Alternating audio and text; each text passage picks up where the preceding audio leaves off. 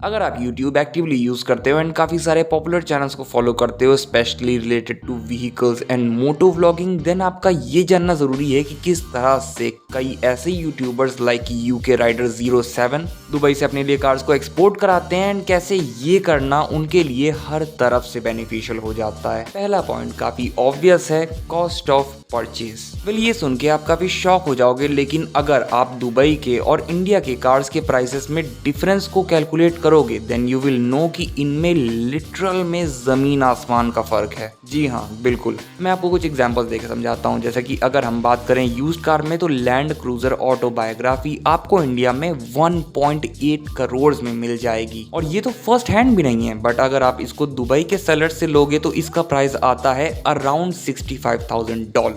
अब अगर हम इसे इंडियन रुपीस में कन्वर्ट कर दे तो फिर आप देख सकते हो कि इसकी कॉस्ट अप्रॉक्स 52 लाख की है। कहाँ वो 1.8 करोड़ और कहाँ ये 52 lakh, more than 50% come price. I know आप इस पे बिलीव नहीं कर पा रहे होगे, लेकिन ऐसा सच में है। सिर्फ यही गाड़ी ही नहीं बट ऑलमोस्ट हर एक गाड़ी दुबई के रीसेल मार्केट में 12 से 20 लाख के अराउंड आ जाती है। लेकिन फिर अगर आप उसी सेम गाड़ी का प्राइस इंडिया में आके देखते हो तो कुछ 80 लाख के आसपास का बन जाता है। वेल अब आप लोग देख सकते हो कि कैसे आपके फेवरेट यूट्यूबर जब अपनी न्यू कार या न्यू बाइक व्लॉग बनाता है तो उसकी खुशी के पीछे वो अपने व्यूअर्स को कितना बड़ा धोखा दे रहा है। वेल गाड़ी को सस्ते में खरीदना इज वन थिंग, उसमें कोई खराब बात नहीं है, बट उसके इंडियन प्राइस को फ्लॉन्ट करना जब आपने उसको 50% कम वैल्यू पे लिया है, ये अपने व्यूअर्स के साथ स्कैम नहीं तो क्या है। Second point, ATA कार्डनेट। वेल अब आप सब कह रहे होगे यार ये तो उन लोगों ने गलत किया, ऐसा नहीं करना चाहिए था, but at the same time आपको क्यूरियोसिटी भी हो रही होगी कि what if I really want to drive my own dream car, वो भी सस्ते में। वेल टेक्निकली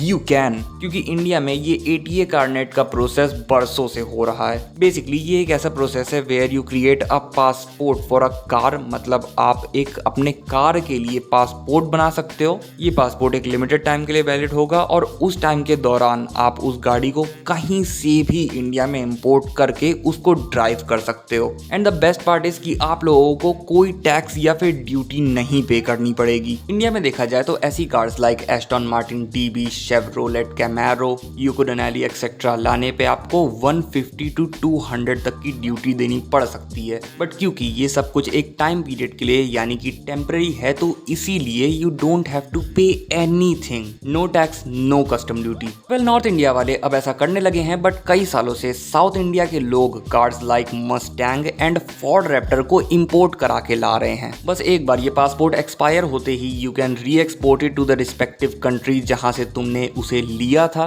तभी आप YPM जैसे यूट्यूबर्स को हर 3 महीने में एक नई कार को लाते हुए और पुरानी कार को गुड बाय बोलते हुए देखते हो। वेल अब क्यों ना मैं आप लोगों को खुद इस पूरे प्रोसेस के थ्रू लेके चलूं।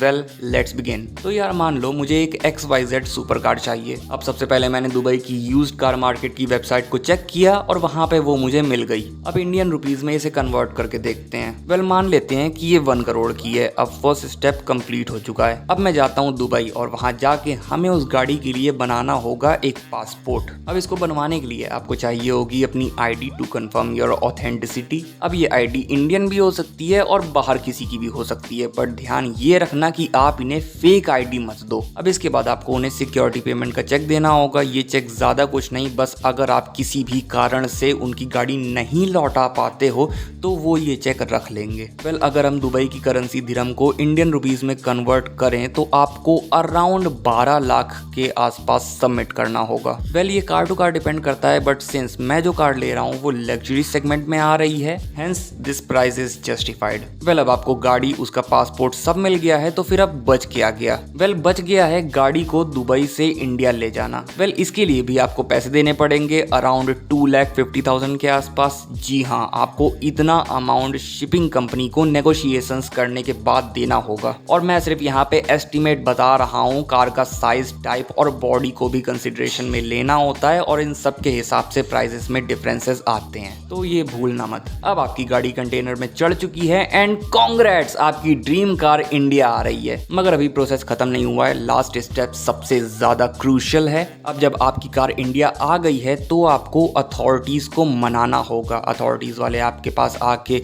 आपसे सवाल पूछेंगे कि इस कार का पर्पस क्या है, यहाँ क्यों लाए हो, वगैरह वगैरह वगैरह। और अगर आपने यहाँ कोई गलती कर दी तो भैया उसी समय धर लिए जाओगे। तो आपको यहाँ पर सबसे ज़्यादा ध्यान रखना है कि आप उन्हें कुछ ऐसा वैसा मत बोल दो जिससे कि वो लोग कुछ गलत समझ जाएं, और बस आपको ट्रुथफुली एंड ऑनेस्टली उनके सारे सवालों का जवाब दे के उन्हें मनाना होगा। इसके बाद आपकी गाड़ी को अच्छे से चेक किया जाएगा कि कहीं आप उसमें कुछ भी ऐसा तो कैरी नहीं कर रहे जो कि डेंजरस है, like drugs, explosives and all. And जब सारी इन्वेस्टिगेशन खत्म हो जाएगी देन कॉन्ग्रेचुलेशंस, आप इंडिया की सड़कों पे अपनी कार जितना मन चाहे उतना चला सकते हो। बट हाँ, इंडिया में भी शायद आपको रोड टैक्स देना पड़ जाए, तो ये बात ध्यान रखना। Well that was it for this video. I hope you liked it and I will see you in the next one.